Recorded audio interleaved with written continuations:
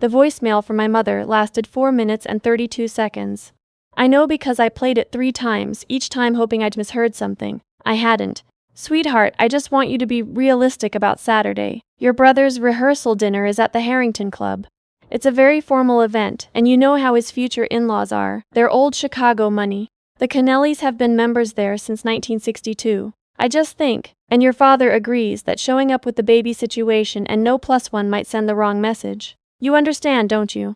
It's not that we don't love you. It's just that this night needs to go perfectly for Donnie. We need everyone focused on the right things. The baby situation. My daughter Ray was 2 years old. She had my grandmother's eyes and a laugh that made strangers stop in grocery store aisles. She was not a situation.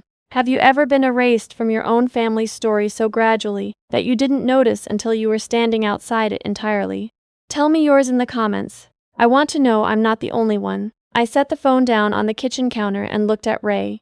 She was sitting in her high chair, systematically destroying a cheese quesadilla with the concentration of someone performing surgery. She had no idea. Kids never do. I didn't call my mother back. I already knew the full translation of what she'd said. Don't come. You embarrass us.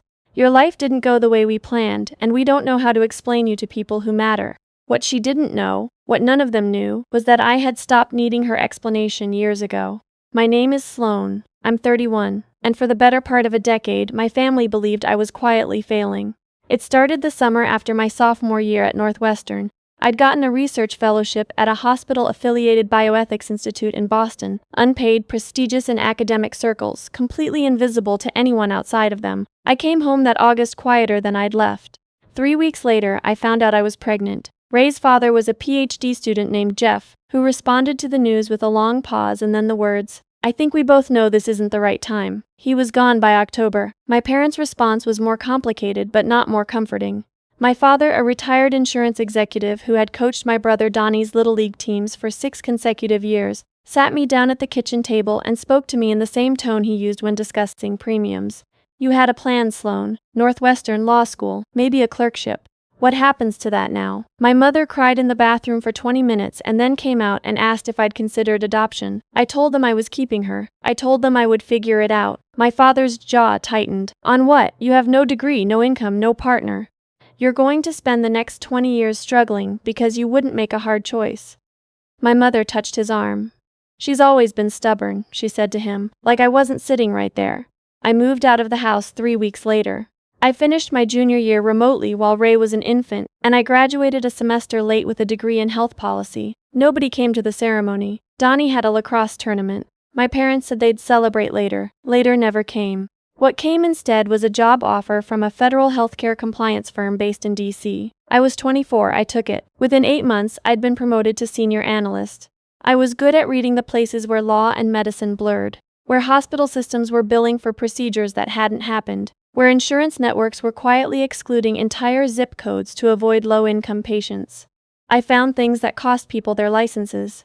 I found things that saved the government hundreds of millions of dollars. I did it quietly, methodically, without anyone in my personal life having any idea. By 27, I was a director. By 29, I was being called in as an expert consultant on federal investigations before the cases went public. My work appeared in 2 congressional briefings. My name was in neither of them, which was exactly how the people I worked for preferred it, and honestly, how I preferred it too. My salary was $310,000 a year. I owned a 2-bedroom condo in DuPont Circle.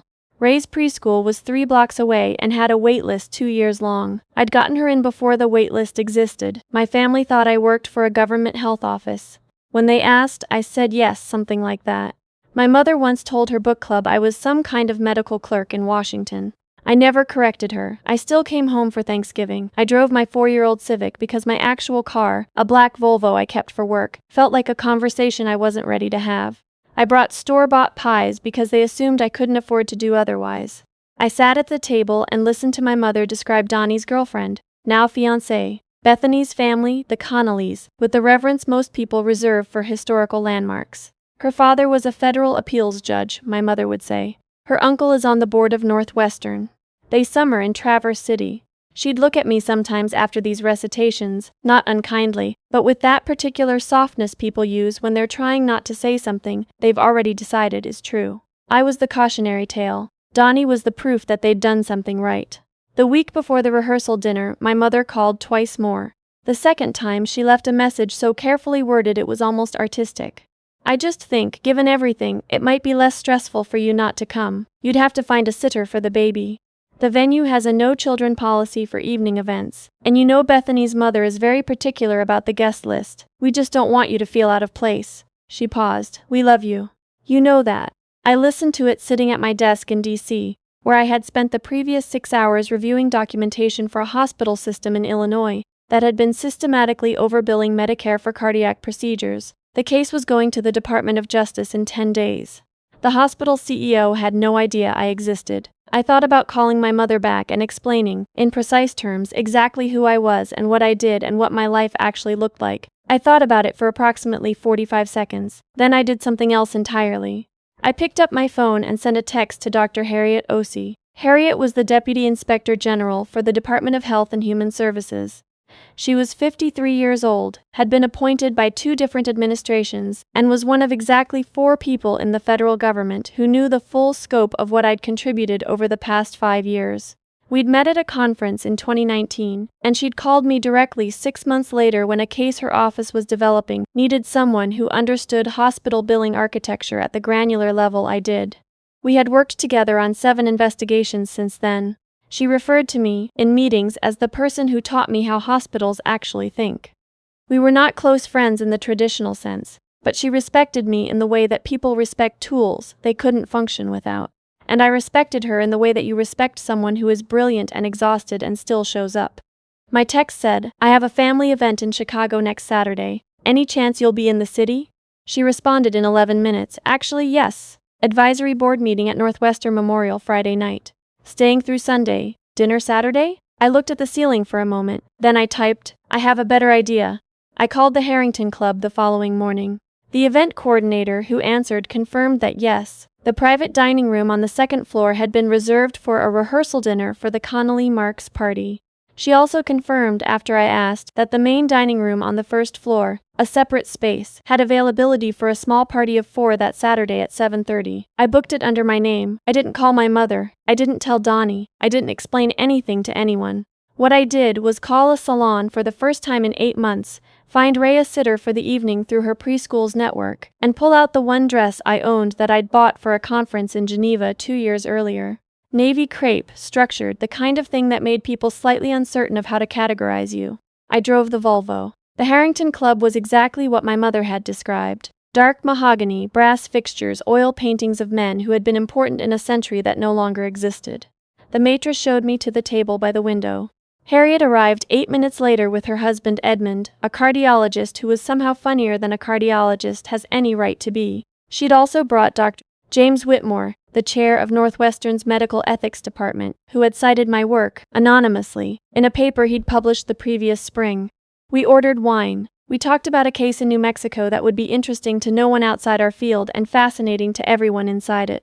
Edmund told a story about a patient who had tried to pay his bill with a literal goat. Harriet laughed until her eyes watered. I had forgotten, somewhere in the years of quiet and strategy, and getting through each day with a toddler and a demanding career, that I was capable of laughing like that too. At 8:15, I heard my mother's voice. It was coming from the staircase that connected the main floor to the private dining room above. The Connolly Marks party was apparently taking a tour of the wine cellar, which was accessible through a corridor near the main dining room entrance. My mother was mid-sentence about floral arrangements when she walked around the corner and stopped. She saw me first. Her face went through something I can only describe as a rapid renegotiation. The first expression was pleasure, automatic and brief, because I was her daughter and she hadn't seen me in 2 months. The second was confusion. The third was a flicker of something harder to name. Sloane. Her voice was careful. What are you doing here? Having dinner, I said. Mom, this is Dr. Harriet Ossie. She's the Deputy General for HAHS. And this is Dr. James Whitmore from Northwestern. And Edmund, who is too modest to mention that he was just named Chief of Cardiology at Georgetown. My mother blinked. She was wearing a silver dress that she'd bought for Donnie's college graduation, let out slightly at the seams. She looked from Harriet to me and back again. I didn't know you knew people from Northwestern, she said, which wasn't really a sentence. It was the sound of a framework being quietly dismantled. Bethany's mother had followed the group around the corner. She was a tall woman with the particular bearing of someone who had attended a lot of fundraisers and was accustomed to understanding where she fell in any given room's hierarchy the moment she entered it. Her name was Constance. She looked at our table, at the Deputy Inspector General of the United States, at the chair of one of the most respected ethics programs in the country, and her posture shifted almost imperceptibly. "Are these friends of yours?" Constance asked my mother, but her eyes were on me. Before my mother could answer, Harriet said, "Colleagues. Sloane consults with our office on federal healthcare investigations. She's been central to some of the most significant compliance cases in the last 4 years. We actually just wrapped a major matter involving a hospital system in this state." She paused the way people pause when they have said something that is technically vague but contextually precise. "We don't usually get to have dinner without it turning into a working session." Edmund laughed. "This is the closest thing to a vacation we've had in 3 months. Constance's husband, the former appeals judge, had come around the corner. He looked at Harriet with the recognition of someone who had encountered her name in official contexts. "Dr. Osei," he said, and extended his hand. "I've followed your office's work on the Medicaid audit expansion. Remarkable outcomes." "Thank you," Harriet said. "We couldn't have gotten there without people like Sloane." My mother was still standing very still. Donnie had appeared at the back of the group. My brother, who had not called me since Christmas, who had sent me a wedding invitation with Sloane marks written on it and no +1 designation, who had sent a follow-up text that just said, "Mom says it's better if you skip the rehearsal thing," was now standing in the main dining room of the Harrington Club looking at his sister like she was a document he couldn't parse. "Sloane," he said finally, "I thought you weren't coming." "I'm not at your dinner," I said. "I'm at mine." There was a silence. It was the specific silence of a room recalibrating. Bethany, to her credit, stepped forward and introduced herself to me directly. She was warm in a way I hadn't expected, with the easy confidence of someone who had grown up secure and hadn't needed to weaponize it. "I've heard so much about you," she said, and then glanced at her mother, and something passed between them that I chose not to analyze. Bethany's father, the judge, stayed near the table. He asked about the federal consulting work in a way that was genuinely curious rather than conversational, and I answered him honestly, not all of it, but enough that his eyebrows rose twice. He said he'd read a brief that had come across his desk 2 years earlier, a compliance framework for rural hospital reimbursement that had been flagged as exceptional by the CBO. He asked if I'd had any involvement with it. I had written it. I didn't say that. I said, "That work came out of our office, yes." He nodded slowly. He looked at me the way people look at someone when they are updating their file on them in real time. I didn't turn to watch my mother during any of this. I didn't need to. I could feel the specific weight of her presence, that shift in how someone stands when they are understanding something for the first time that they probably should have understood years ago.